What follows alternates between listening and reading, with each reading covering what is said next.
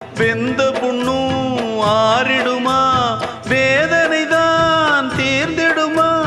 விண்ணுக்கும் மண்ணுக்கும் சம்பந்தம் உண்டுன்னு சொன்னது யாரு? அது மன்னவன் பேரு.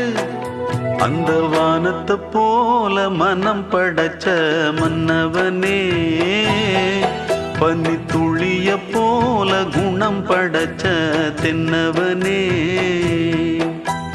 மஞ்சளிலே ஒரு நூல் எடுத்து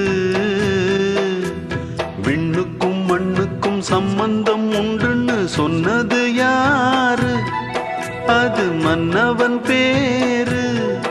அந்த வானத்தை போல மனம் படைச்ச மன்னவனே, பனி துளிய போல குணம் படைச்ச தென்னவனே.